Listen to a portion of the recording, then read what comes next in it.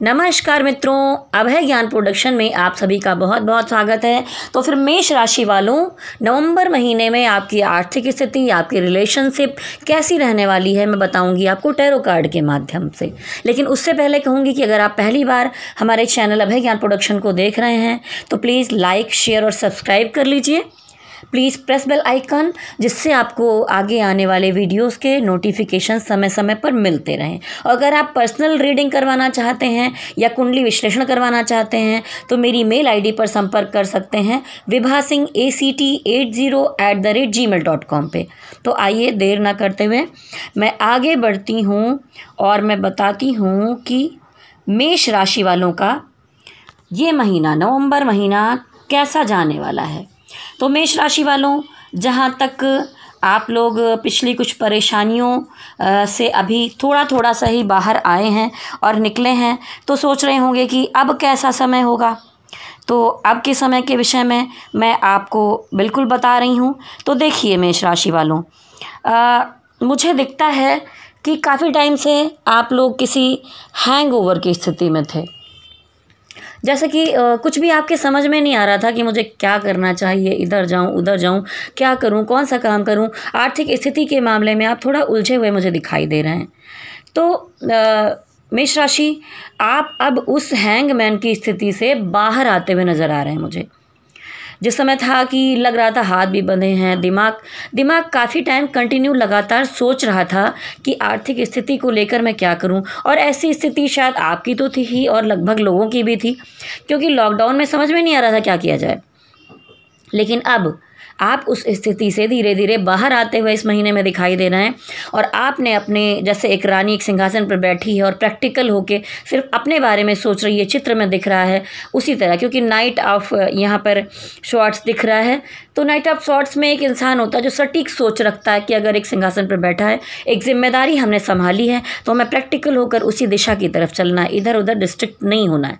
तो आप भी इधर उधर नहीं सोचेंगे और अपने कामों को, अपनी चीज़ों को साधते हुए, अपने डिसीजन को मजबूत करते हुए, अपने पैरों को जमाते हुए आगे की तरफ बढ़ते हुए मुझे दिखाई दे रहा है।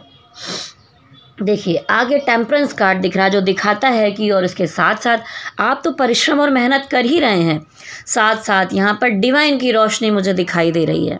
ठीक है, तो डिवाइन की रोशनी ये बताती है कि आपकी जो एनर्जी कहीं ना कहीं अनबैलेंस थी या चीज़ें नहीं हो पा रही थी, उसमें डिवाइन आपकी मदद करते हुए दिखाई दे रहे हैं।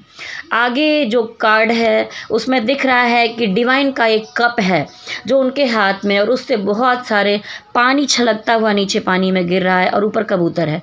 तो कहीं ना कहीं जो अभी तक आपको शांति नहीं मिली, आप सुकून में नहीं थे, तो आपको अपने परिवार और चीज़ों का प्रेम भी मिलता हुआ दिखाई दे रहा है। डिवाइन का प्रेम भी आपकी तरफ बढ़ता हुआ दिखाई दे रहा है। जो चीज़ें नहीं हो रही थी उसमें अब खुशियाँ आती हुई दिखाई दे रही। खुशियाँ कब आती हैं? जब आप खुश होते हैं, इमोशनल लेवल पर आप बैलेंस होते हैं और आपको शांति फील होती है, सुकून महसूस होता है। ऐसा मुझे होते हुए दिख रहा है। और कहीं ना कहीं देखिए ये भी दिख रहा है, क्योंकि यहाँ पर हेरोफेंट कार्ड आया है, तो ये दिखाता है कि कोई शादी या किसी तरह का मैटर का कनेक्शन दिखाई दे रहा है। और उसके अलावा ये भी दिखता है कि आप किसी बड़े बुजुर्ग से या किसी मामले में, आपकी ज़मीन प्रॉपर्टी का या किसी पेपर्स का, पैसे का कोई मामला है, तो आप किसी बड़े पुरुष से जो उस फील्ड में जानकार हो, आप उससे गाइडेंस लेंगे। या आप नहीं ले रहे तो आपको वैसे पुरुष या स्त्री या कोई भी मनुष्य से आपको जानकारी लेनी चाहिए उस फील्ड के बारे में। देखिए अब हम बढ़ते हैं आपके लव रिलेशनशिप की तरफ। तो जैसा मैंने कहा था कि पहले आप हैंगमैन की स्थिति में थे, अब डिवाइन का लव आपकी तरफ बढ़ रहा है, तो उसी तरह देखिए यहाँ पर आया है द वर्ल्ड दिखाता है कि आपका जो जीवन चक्र का सर्कल था वो अब पुरानी चीज़ों का, बुरी चीज़ों का वक्त चला गया है। अब आप मुझे यहाँ पर बैलेंस एनर्जी में दिखाई दे रहे हैं। तो आपके जीवन में अब धीरे धीरे खुशियां आएंगी, क्योंकि यहाँ पर सन कार्ड भी आया हुआ है। सन कार्ड तो बहुत सारी पॉजिटिविटी, हैप्पीनेस और ऐसा कुछ दिखाता है कि आप अपनी फैमिली के साथ, अपने बच्चों के साथ अच्छा समय बिताने वाले हैं। लेकिन जो आर्थिक स्थिति का मामला था वो कहीं ना कहीं जो डिस्टर्ब कर रहा था, उसको मत सोचिए, वहाँ सब कुछ ठीक होने वाला है।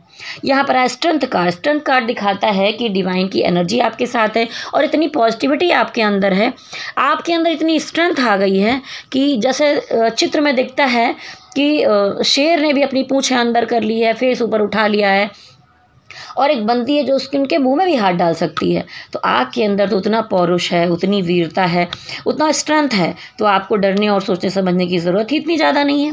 लेकिन इन सब के बावजूद भी आप इमोशन के मामले में भी मुझे प्रैक्टिकल होते हुए दिखाई दे रहे हैं। आप इस समय मुझे बहुत इमोशनल नहीं दिखाई दे रहे हैं, चाहे प्रेम का मामला हो या किसी शादी का मामला हो, रिलेशनशिप का मामला हो, आप प्रैक्टिकल होकर ही चल रहे हैं और शायद आपके लिए यही बेहतर भी है। तो देखिए यहाँ पर अब आता है जस्टिस कार्ड। तो जस्टिस यानी कि अगर किसी रिश्ते में कोई मैटर सुलझ नहीं रहा था तो हो सकता है किसी को अपनी गलती का एहसास हो और आपके साथ अभी सब कुछ अच्छा हो रहा हो तो उन्हें पछतावा भी हो कि ये सब कैसे हो रहा है। तो मेष राशि वालों, आप अभी प्रैक्टिकल होकर चल रहे हैं। आपके जो पार्टनर हैं उनकी तरफ आप बढ़िए, अच्छे दिल से बढ़िए, पुरानी बातों को भूल जाइए, एक अच्छा संबंध, अच्छा रिलेशन बनाइए, क्योंकि यहाँ पर सन कार्ड आपको बहुत सारी पॉजिटिविटी दे रहा है, स्ट्रेंथ कार्ड आपको मजबूती दे रहा है। आप जो डिसीज़न लेंगे उस पर आगे बढ़ पाएंगे, अपने पार्टनर को खुश रख पाएंगे, उनकी जो सपने होंगे उनको आप पूरा कर पाएंगे। तो टोटल जब मैं मिलाकर आउटकम कार्ड देखती हूँ तो मुझे दिख रहा है कि आपको मैं कितना भी समझा रही हूँ लेकिन फिर भी आप यहाँ पर मुझे छोटी छोटी बातों को बहुत बड़े रूप में सोचते हुए प्रतीत हो रहे हैं। इतना ज़्यादा मत सोचिए, नहीं तो आप बीमार पड़ सकते हैं।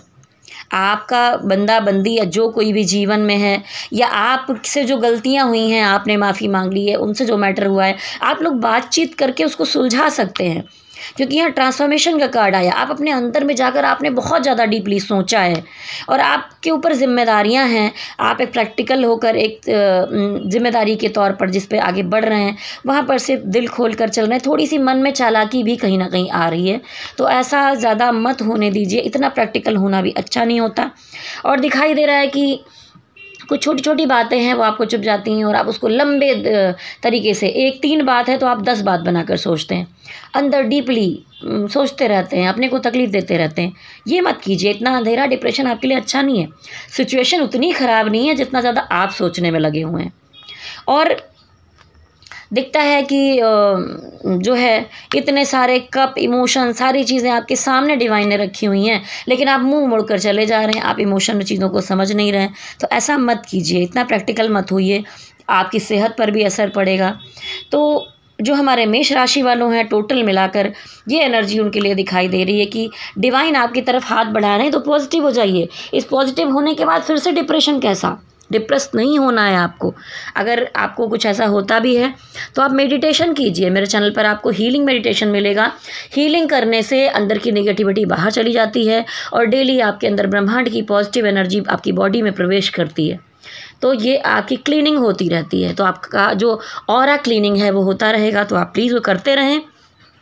और अगर जैसा कि ये मेष राशि वालों की कलेक्टिव एनर्जी रीडिंग है, तो हो सकता है कि 60% लोगों से मैच करे, किसी से ना भी मैच करे 20% से। तो ये कब मैच होता है? जब आप अपनी पर्सनल रीडिंग करवाते हैं, अपनी पर्सनल कुंडली विश्लेषण करवाते हैं। तो अगर आप में से किसी के पास ज़्यादा परेशानी है तो आप मुझसे संपर्क कर सकते हैं, अपना कुंडली विश्लेषण करवा सकते हैं, या आप टैरो रीडिंग मुझसे करवा सकते हैं। उसके लिए आप मुझे मेल कीजिए, या अगर आप मेल नहीं कर सकते हैं तो चैनल पर नीचे जहाँ पर मैसेज करते हैं वहाँ पर अपना नंबर डाल सकते हैं कि मुझे ये दिक्कत है, आप मुझसे संपर्क कीजिए, ऐसा लिखें वहाँ पर। और आप मेल करने वाले लोगों के लिए है विभा सिंह VIBHASINGH8080@gmail.com पे संपर्क कीजिए, मुझे मेल कीजिए। और मैं आप लोगों के अग्रिम भविष्य की बहुत सारी शुभकामनाएं देती हूँ मेरे प्रोडक्शन की तरफ से, और शिव शक्ति का आपको आशीर्वाद प्राप्त हो। और मेरे साथ कहिए कि भोलेनाथ की जय हो। ओम नमः शिवाय, ओम नमः शिवाय, ओम नमः शिवाय।